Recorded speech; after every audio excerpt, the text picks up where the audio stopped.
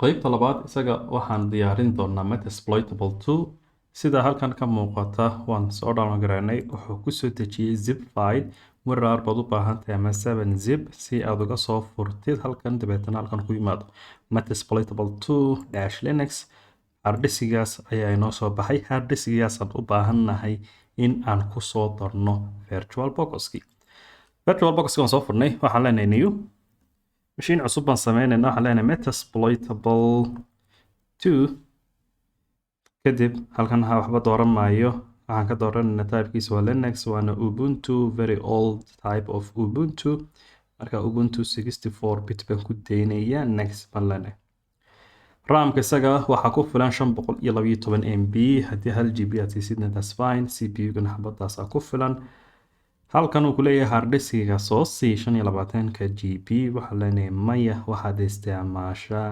harddiskii hore u jiray marka halkan import baan odhan doonaa waxaan ku soo daranaa harddisk halkan waxaa ka muuqda kii kaali waxaa leenahay add dabeetana waxaan tegaynaa downloads folderka Metasploitable 2-Linux dabeetana harddiskigan u baahannahay waa virtual machine disk kaasaan dooranayna 8 GB dabeetana waxaan leenahay choose isaga dooro next baan dooranay halkan waxba ka bedelmayno summary-gaas finish marka waxaan sameyn doonaa let's get started start baad ku dhufan kana iska soo minimize kare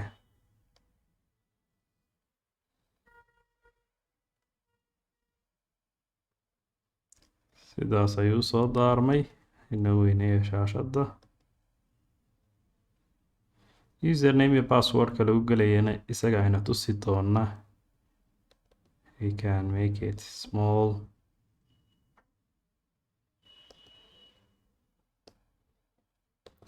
noo soo dhaweeya zooming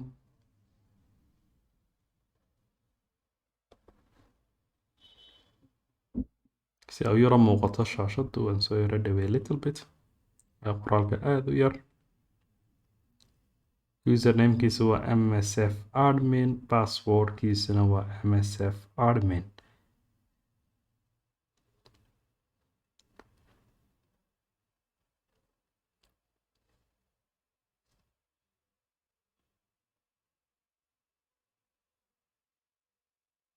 service fara badan baa ku jira Metasploitable 2 intentionally waa vulnerable machine lagu talagalay in lagu brush gareeyo markaa softwareda ku jira waa qaar outdated ah bugs baa loo sameeyey meelo laga soo galaa lagu sameeyey lagu brush gareeyo wuxuu leeyahay warning never expose this VM to untrusted network internetka ku sii dayn login waxaad ku galaysaa wuxuu leeyahay msf admin line-ka ugu hooseeya ka sarreeyaad ku arkaysaa username iyo passwordka passwordkiisana waa la mid kuma muuqanayo markaad qoraysid markaa lena APA addresskiisan eegayna 10.0.2.15 markaa waxaan sameyn doonaa waan demin interfacekiisan ka bedelan waxaan ka dhignaa host only adapter shutdown baan dooran shaashadana si aydan ku soo celino let me reopen virtual box Kali iyo Metasploit si u wada hadlaan waxay u baahan yihiin same network inay joogaan marka aan tagna file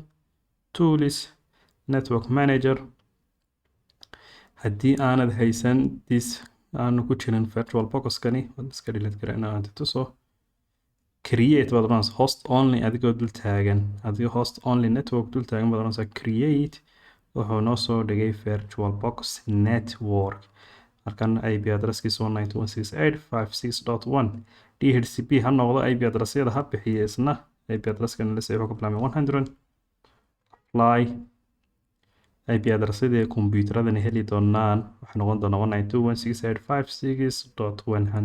192.168.56.100.101 marka si ay u isticmaalaan interface-kani labadii kombiyuutar aan u tagno waxaan leenahay settingka markaan tagno halka network-an ka soo bedelan anagoo halkan joognaa laftirkeeda waan ka bedeli karnaa marka waxaan leenahay network instead of net waxaad isticmaashaa host only adapter markaad host only adapter aad tiri waa kan interface-ka halkan markiiba kuu soo dhigay advanced ku dhufo make sure in connected yahay okay baan leenahay waan sii daaraynaa kali Metasploitable 2 naan u tagno right click same thing setting network bedelena isagana minimize iskali network bedel waxaad ka dhigtaa host only adapter virtual box net waana connected fine. Let's get started. kolka labada computer waa inaan tijaabinaa in ay fariin isku diri karaan oo spin gareyn karaan. intaas haddii noo dhammaystirmato setupkeeni waa diyaar. intaasu ku dhammaystirnaanaya. So let me minimize this one. kali aan idhaahdo show. halkan hadduu ku soo dhigo uu ku dhahdo installationka samee iska soo xidh waxaad tidhahdaa close dabeetana power off cd dvd baan ilaaway inaan ka tuuro marka settingkiisaan soo geli doonaa.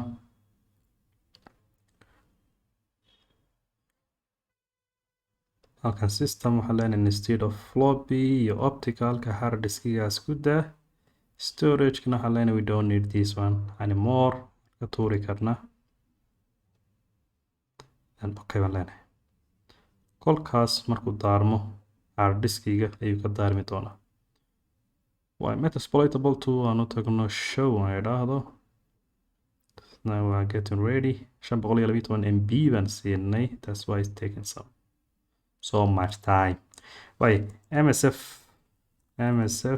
admin password MSF admin IPA haddaan idhaahdo halkan waxaa idin muuqda 192.168.56.100 in la soo siiyey. that's fine. kali markaan u tagno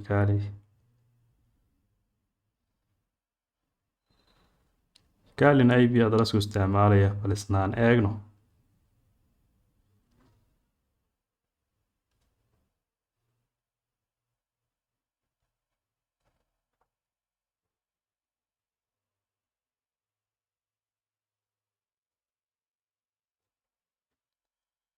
view full screen mode ama control or host F tab buu nidhi.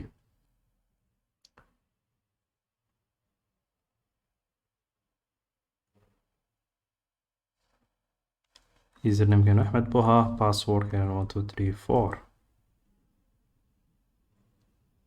shaashada loganku baa sidaa u yar. next it will be full screen. waxaan soo furi doonaa terminalka markaan soo furno IP addresskiisa ayaan weydiin doonaa. kolkaa ping haddaan u dirno pingtaasi gaadho computerka shaqadeena halkaas ayay ku dhammaanaysa. terminalka waa calaamadda iconka halka inoo yaala. si aan ku dhufanno haddii calaamadaasi halkaa jirina start menuga intaad ku dhufatid terminal inoo soo baxay full screen.